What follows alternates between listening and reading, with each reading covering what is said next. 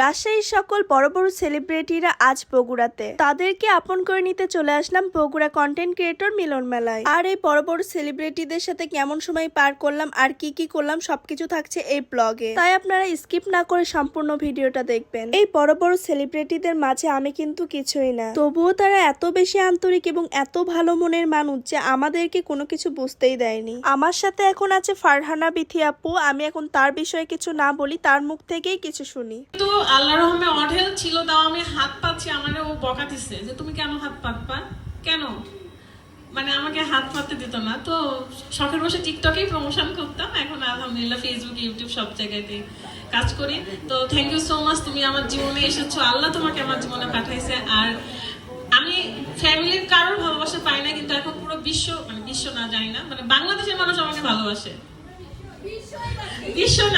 তো যাই হোক, আপুর মুখ থেকে শুনলাম আপুর ভালোবাসার গল্প এবং তার সফলতার গল্প। এখন মিস্টার বিন আমাকে নিয়ে একটা ম্যাজিক দেখাচ্ছিল, আর এখানে কিন্তু সবাই মনোযোগ সহকারে দেখতেছিল। বাংলার মিস্টার বিন কিন্তু তার অসাধারণ প্রতিভাকে কাজে লাগিয়ে তার অদ্ভুত অদ্ভুত কিছু ম্যাজিক দেখাচ্ছিল। এখন আমরা চলে গেলাম আবার সাংস্কৃতিক অনুষ্ঠানে, আর এখানে কিন্তু তাসনিম রূপা আপু নাচতেছিল। আর বগুড়ার মেয়েরা যে এত সুন্দর ডান্স পারে, মাশাআল্লাহ অনেক সুন্দর। এখন আমরা চলে আসলাম স্মৃতি আপুর কাছে। আর স্মৃতি আপু যে এত মিশুক আর এত মিষ্টি, তা না দেখলে হয়তো বা বুঝতেই পারতাম না। তার মনে কিন্তু অহংকারের ছিল না, তার মুখ থেকেই এখন কিছু শুনি। আজকে যে বগুড়া এসেছি আমার কিন্তু মনেই হচ্ছে না, প্রথমবার এই মিলন মেলায় এসেছি। সবার সাথে প্রথমেই যখন আমার দেখা হয় মনে হচ্ছে কতদিনের পরিচিত সবার সাথে। এটা কেন বলেন তো? আপনাদের বগুড়ার মানুষ অনেক বেশি আন্তরিক এবং অনেক ভালোবাসতে জানেন,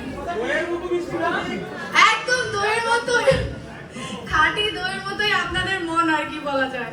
যাই হোক, বগুড়াতে এসে স্মৃতি আপু আর তৃষা আপু কিন্তু মঞ্চ একদম কাঁপিয়ে দিল। এবার তৃষা আপুর মুখে অদ্ভুত উগান্ডা ভাষায় কিছু শোনা যাক।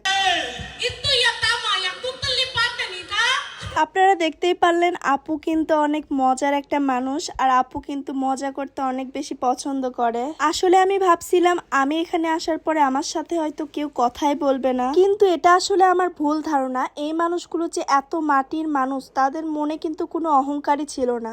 আমি যেটা বলবো, ছোট কন্টেন্ট ক্রিয়েটর বা বড় কন্টেন্ট ক্রিয়েটর এমন কিছু আমার কাছে লাগে না। অনেকে হয়তো সোফাতে বসে আছে, অনেকে পিছনে বসে আছে, আমার কাছে এরকম কিছু মনে হয় না। আসলে নতুন যারা কন্টেন্ট ক্রিয়েটর তাদের উদ্দেশ্য করে বলতে চাই, সেটা হচ্ছে যে দেখেন, আপনি যে টাইপের ভিডিও বানান বা আমি যে টাইপের ভিডিও বানাই, আপনি যদি কাউকে অনুকরণ করেন হয়তো আপনি ভালো করবেন, কিন্তু আপনার একটা আলাদা একটা জায়গা থাকা দরকার। যেমন ফারহানা বিথি আপু আর রাত ভাই, ওনাদের একটা স্পেশালিটি আছে, ওনারা একটা জায়গায় দুইবার ব্যবহার করে না। ওনারা সবসময় নতুন জায়গায় যায়, এক্সপ্লোর করে এবং কালারফুল ভিডিও করে। এবং এখানে তানভীর সাবিয়াও সেম। এখন কথা হচ্ছে যে আপনি যদি কাউকে ফোকাস করেন, আপনি চেষ্টা করবেন ডিফারেন্ট কোনো কিছু করার। প্ল্যাটফর্মে যারা নতুন তাদেরকে অবশ্যই অডিয়েন্স নিয়ে আসতে গেলে আপনাকে ডিফারেন্ট কিছু করতে হবে, তাছাড়া অডিয়েন্স আপনাকে চিনবে না। এরপর আমাদের চিকন আলী ভাই কিন্তু তার অসাধারণ পারফরমেন্স দেখাইলো, আর এই পারফরমেন্স গুলো কিন্তু যে বিষয়ে অভিজ্ঞতা আছে সেই বিষয় নিয়েই করতেছিল। আর এখন অর্ক ভাইয়া কিন্তু নাফিসা আপুকে প্রথমবারের মতো প্রপোজ করে দিল। এই মাসের শেষের দিকে কিন্তু তাদের বিয়ে, আপনারা সবাই তাদের জন্য দোয়া করবেন। আর নাফিসা আপুর মুখে তার গন্তব্যের কথাগুলা শোনা যাক। আমি মূলত শখের বশেই ভিডিও করি, আমার শখ ছিল অনেকদিন থেকে ভিডিও করার। আর এই ক্ষেত্রে আমি বলবো আমার পেজ খোলা, আমার ভিডিও এডিটিং শেখানো সবকিছুই অর্ক।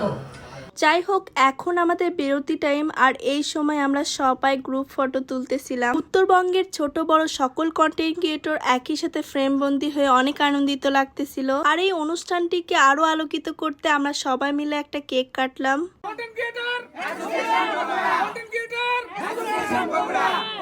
এরপর আমাদের ছোট বড় সকল কন্টেন্ট ক্রিয়েটরদেরকে সংবর্ধনা দেওয়া হলো। তারপর আবারও নাচ গান, ডিজে পার্টি এবং লটারি হয়ে আমাদের অনুষ্ঠানটা শেষ হয়ে গেল।